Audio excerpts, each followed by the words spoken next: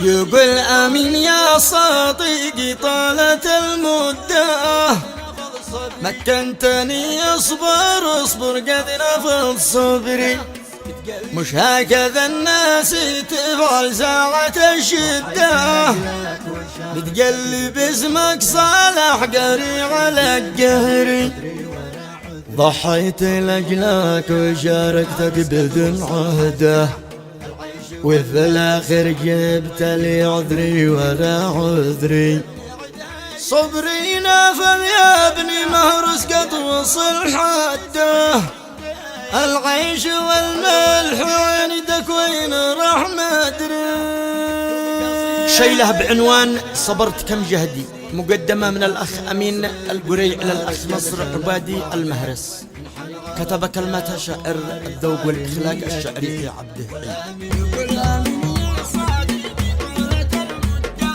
يقول آمين يا صديقي طالت المدة، مكنتني اصبر اصبر قد نفض صبري. مش هكذا الناس تفعل ساعة الشدة، بتقلب اسمك صالح قهري على القهري. ضحيت لأجلك وشاركتك بدون عهده، وفي الآخر جبت لي عذري ولا عذري.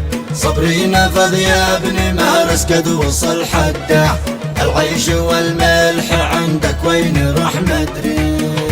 يحيى ابن عدها قيس يشرد 100 شردة، أبيات موزونة تعقل عندها يدي.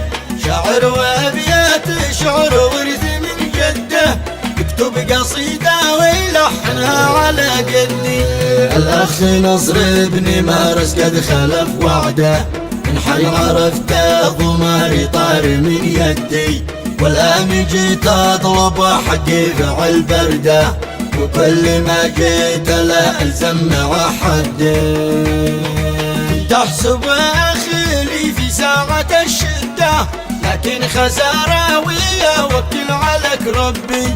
خسرت ربعي علشانك في العودة، وانت لي هكذا يا شيخ تفعل بي. جيت أطلبك حقي لو شي قمت في رده، والله ما كنت أظن انك عتلعب بي. الجيد يا نصر ما عمره خلف وعده، وفي بوعده وقولي قولي مش كذبي. وانت مكنتني رقده ورا رقده، 4 سنين بين طالب يا بشر حقي. كنت احسب الربح يوصل من وسط يده، لكن طلعنا خسارة صفر من شرقي. ما حد في الوقت يا دنيا وفى عهده، والحمد من أعرفه وقت الهجوم شقي.